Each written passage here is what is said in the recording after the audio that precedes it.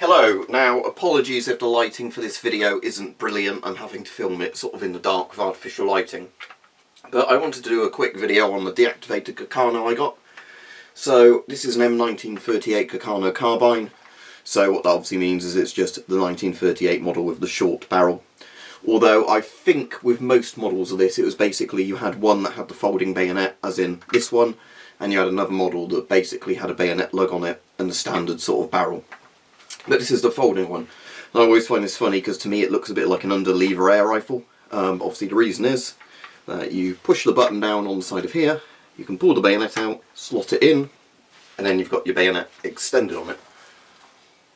So hopefully that's visible there. And to re-put the bayonet in, retract it, you just do the same mechanism sort of thing in reverse. And then it folds into the grip there, a bit like an SKS.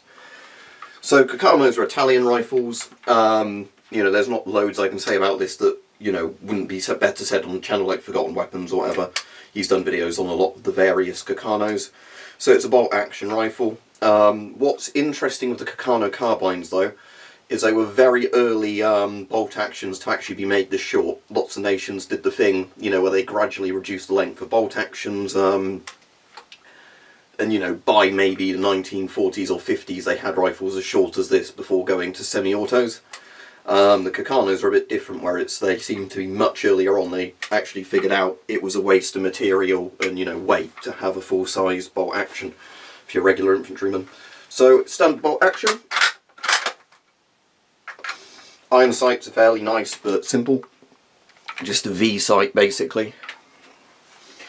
The safety's a bit weird. Basically the safety, you press in, twist, so I can do this right, there we go, and it comes out like that. When that's deployed in that position, the bolt can't open, if I can get that in frame.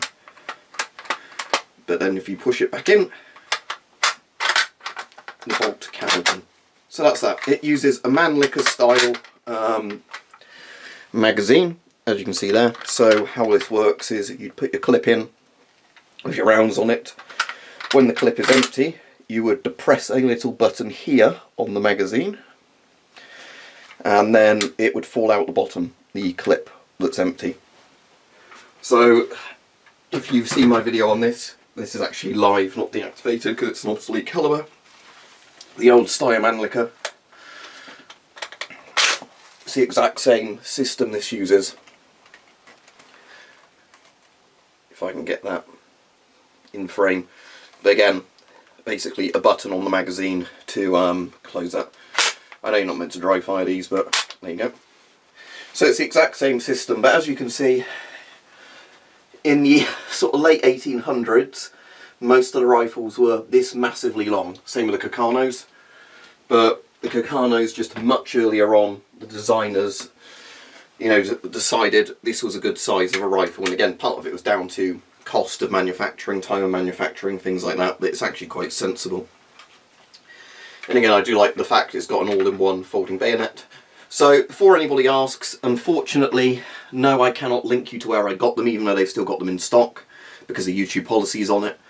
But I'm sure if you know how to use Google, you would actually be able to find where this is from. I got this well under £300 in a Christmas sale.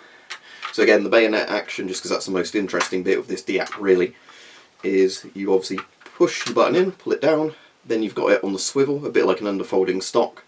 You push it up, and then you can push it back down, and it locks in.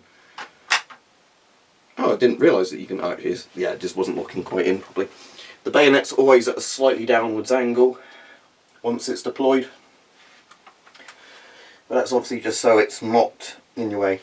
Now, although this stock is quite short, you can open the bolt, pull it back without hitting yourself in the face, or at least I can, although it's pretty close to this bolt in the short stock. But yeah, overall, it seems a very nice rifle. There was lots of debate, was the Carcano quite underpowered with its round? Who knows? Again, this was the gun Lee Harvey Oswald used to shoot JFK allegedly, although it might have been a slightly different variation of Carcano, but it was the same calibre. Because Italy did at one point start going to a more standard cartridge for other World War II nations, as in, closer dimensions and power. but it ended up being, just because of the cost of doing it and everything, and simplicity and logistics reasons, they stuck with the 6.5 Carcano round. So there you go, there's the Carcano, and obviously Schmidt-Rubin, so you can see the advantages of having a much shorter rifle. Disadvantage, of course, is that you get slightly less velocity at longer ranges. But again, if your cartridge isn't going to hit really long ranges anyway because of its power and dimensions, why would you bother making a longer barrel? Have a long enough barrel that it's accurate up to the ranges you expect to use it. So yeah, there you go, if you want to see some of the little numbers and everything on it. If they focus in this light. There's the serial number. That way, I think, is the year of production. If I can get that in frame. It's on that bit, I think. Is it? Sorry, it is actually this way up, I believe. Again, the lighting's not great to see, sort of engraved metal. There you go, there's a close-up of the bayonet and its sort of system in the magazine. And again, on the stock, I did just spot just now a, there you go, sort of serial number, I guess, for the wood. Alright, there you go, hopefully that's been useful. Again, sorry about the lighting, you know, wanted to film this earlier in the day but had some camera problems, so I had to do it now.